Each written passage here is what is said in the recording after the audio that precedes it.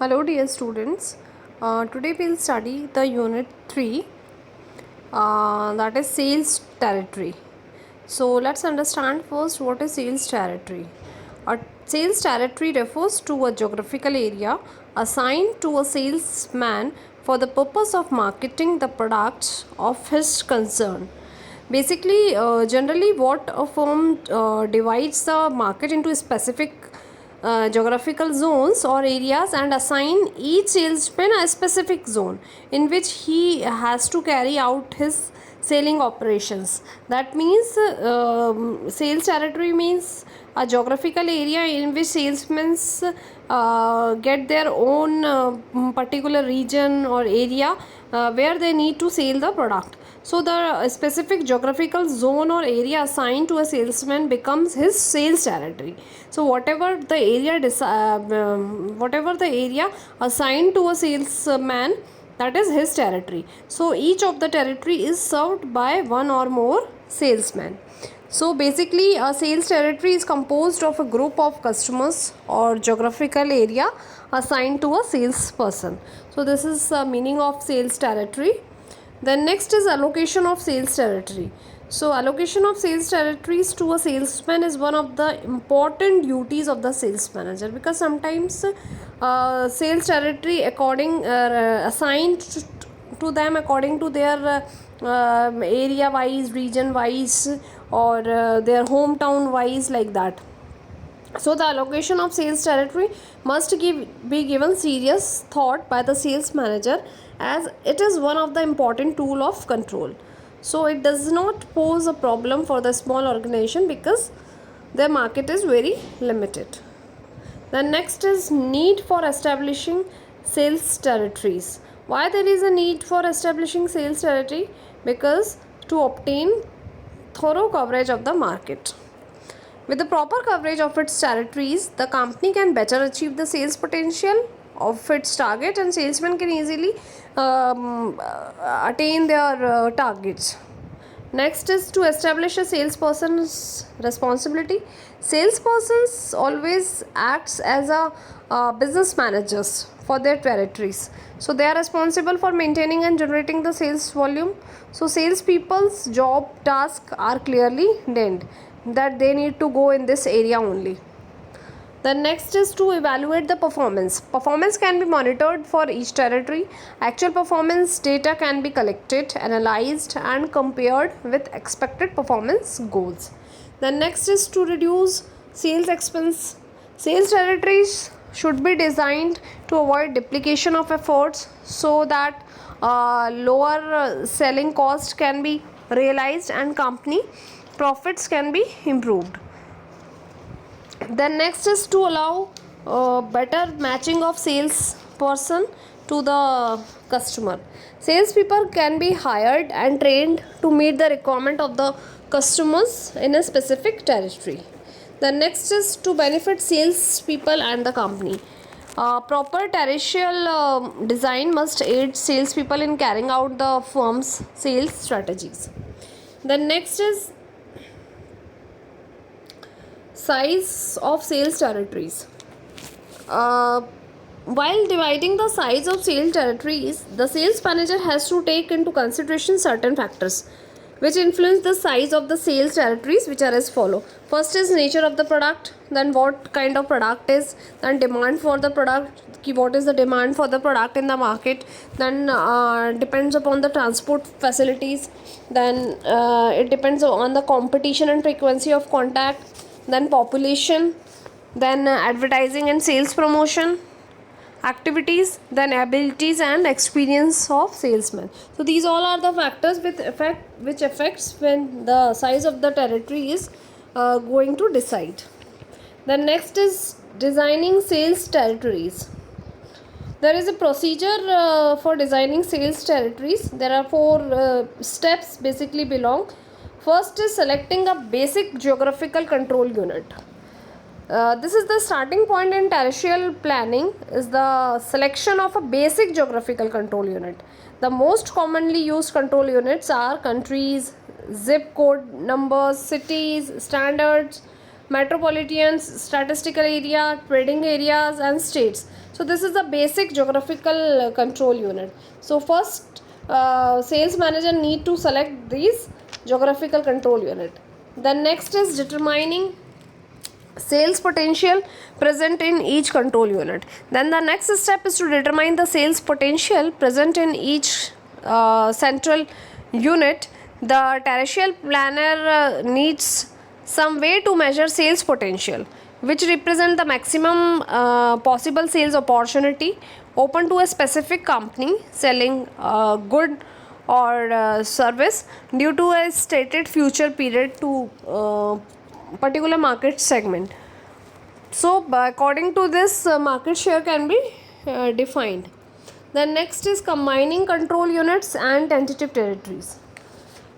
The planner next combines units into tentative sales territories. This is the like one tentative arrangement. At this stage, the planner assumes that no significant difference in the physical or other characteristics of individual control unit exist. Then next is adjusting for coverage difficulty. The final step is to redistrict the tentative territories through adjusting the coverage difficulties. The tentative territories each contains approximately the same sales potential, but almost certain territories with nearly equal sales potential require different selling efforts. So these all are the procedure how to design the sales territories. Then here comes with the next topic, that is sales quotas. So let's understand first what is sales quotas. Sales quota allow a prospective buyer to see the cost that will involve for a desired work. Many businesses provide service that cannot have an upfront price because the cost involved can vary. So basically, sales quota is the sales goal assigned to a marketing unit for managing the sales efforts. A quota refers to an expected performance objective. Quotas are routinely assigned to sales units such as region and districts. Quotas also are assigned to individual salespeople. So what is the purpose behind sales quota? The general objective that sales management has in mind in using quota is to control the sales effort. So the purpose is basically to provide quantitative performance standards. The next is to obtain tighter sales and expense control. Control over expenses and profitability is tightened through quotas. Then next is to motivate salespeople. Obviously, it is to motivate salespeople. Then next is to identify strength and weakness. So it is very important to identify the strength and weaknesses of the salespeople. Then the next is procedure for sales quota. So what is the procedure for sales quota? First is schedule planning. A schedule planning involves planning for goal setting meetings with individual salespeople and particularly with new recruits. Then next is conferencing with each salespeople. So the next step is to arrange conference with individual salespeople. The salespeople bring the filled in goal setting from with him for the discussion. Then next is summarized written quota statement. The next task is to prepare a written summary of the goals agreed upon. So this is all about the procedure for sales quota. The next is types of sales quota. There are basically 4 types of sales quota. First is sales volume quota. Then next is sales budget quota. Then sales activity quota, and then combination and other point system quota. So what is sales volume quota? Most companies have sales volume quota for individual salespersons, distributors, retailers, geographical areas, or products for a specific period of time. For example, instead of setting quota for region like south, north, east, west, it is better to set quotas for the branches and districts in a region. Similarly, approach is used for setting sales volume quota for product for specific time period. Then next is sales budget quota. Budget quota are set for various units in the sales organization to control expenses, gross margin or net profit. Then next is sales activity quotas. The desire to control how sales personnels allocate their time and efforts among different activities explains the use of activity quota. Then next is combination and other point system quotas.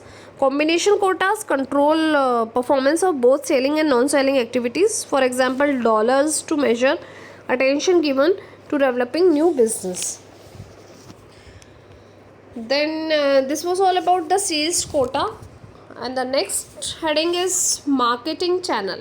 A marketing channel is the people, organization and activities necessary to transfer the ownership of goods from point of production to point of consumption. So here is basically a channel from which we can know that we can understand that how the production takes place and how the consumption takes place. So marketing channel includes wholesalers, direct to distributors, internet direct, catalog direct, sales team, value added resellers, consultants, retail sales agent, manufacturers, representatives. So these all are the channels through which marketing can be done.